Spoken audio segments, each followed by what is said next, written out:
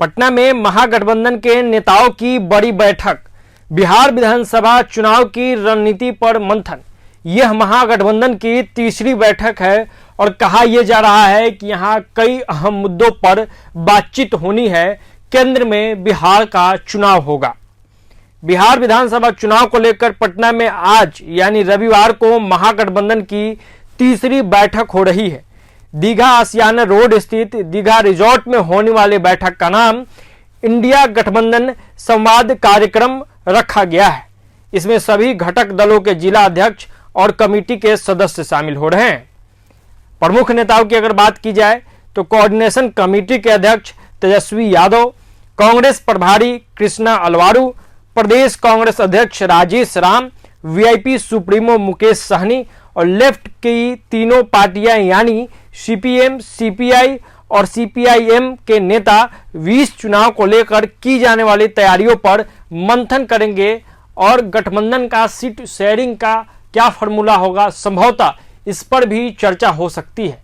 आगे सुनिए कि महागठबंधन से जुड़े नेताओं ने इस पूरे मुद्दे पर क्या कुछ कहा है। बैठक को लेकर क्योंकि लगातार बैठकें हो रही हैं। देखिए, ऐसा है कि हम लोग तो पहले भी आप जानते हैं कि हम लोग धरातल की बात करने वाले लोग हैं। जो मूलभूत समस्याएं हैं इस राज्य के जनता का, उस पर हम लोग चर्चा करते हैं।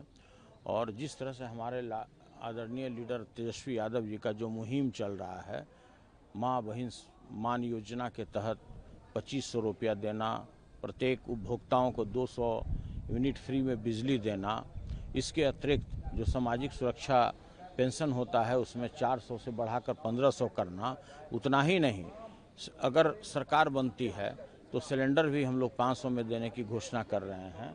तो इस तरह से जो हमारे लीडर का मुहिम चल रहा है पूरे राज्य में, और जलवा दिख भी रहा है। आप अच्छी तरह से देखे होंगे कि जिस तरह से बिहार में व्याप्त भ्रष्टाचार है, किसानों का शोषण हो रहा है, दोहन हो रहा है, जो बेरोजगार लोग हैं दर दर मारा फिर रहे हैं, उनके ऊपर लाठियां बरसाई जा रही हैं, बीपीएससी में क्या हो रहा है किसी से छुपा हुआ नहीं है। तो ये तमाम मुद्दे हैं। और ऐसे भी देखिए, पिछले चुनाव में भी वर्ष 2020 में देखे होंगे कि 32 हेलीकॉप्टर पर आदरणीय तेजस्वी यादव जी का एक हेलीकॉप्टर भारी पड़ा। पिछले दरवाजे से सरकार बनाई गई, नहीं तो उसी समय हमारे लीडर आदरणीय तेजस्वी यादव जी बिहार के मुख्यमंत्री होते हैं। किस तरह से जनमत की चोरी होती है सभी लोगों ने देखा है। तो देखिए, अभी तमाम मुद्दे हैं और आज उस पर चर्चा होना है। और चर्चा जब होगा तो 2-3-4 घंटे के बाद तो आउटकम आपके सामने आ ही जाएगा। लेकिन सर, ये भी कहा जा रहा है कि जगह ही नहीं खाली है। एनडीए की सरकार बनने जा रही है, 225 सीटों हम जीतने जा रहे हैं लगातार। ये देखिए, तो वो क्या बोलेगा कि सीट खाली है, क्या बोलेगा कि हम फेल हो गए।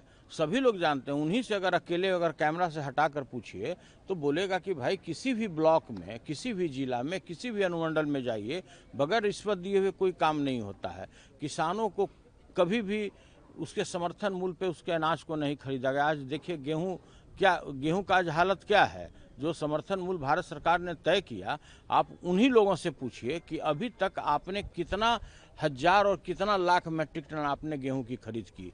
तो देखिए, सबसे ज़्यादा अगर कोई बिहार में 2 ही व्यक्ति ऐसे हैं जो समझिए कि सरकार में सबसे हाशिए पे चले गए, एक जो हमारे बेरोजगार लोग हैं और दूसरा किसान लोग हैं।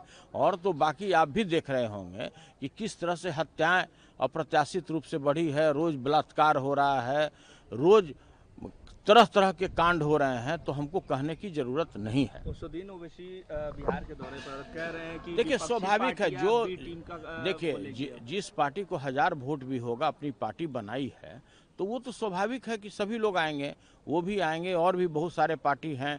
और आप देख रहे होंगे कि भारत के माननीय प्रधानमंत्री जी जो पहलगांव में इतना बड़ा कांड हुआ, उसके बाद भी बिहार में आके किस तरह से अपना चुनाव प्रचार कर रहे हैं, किसी से छुपा हुआ है क्या? लोग पे ही तंज कस रहे हैं, कह रहे हैं कि विपक्ष की पार्टियां कहेगी कि भाजपा की बी टीम काम कर रही है, लेकिन वक्त संशोधन में तो सबसे आगे हम थे, लड़ाई तो हम लड़ रहे हैं। देखिए, ये भी बिहार की पूरी जनता जानती है कि जिनके बारे में आप जिक्र कर रहे हैं, आज वो किस प्रभातखबर.com, विश्वास वही, रफ्तार नहीं।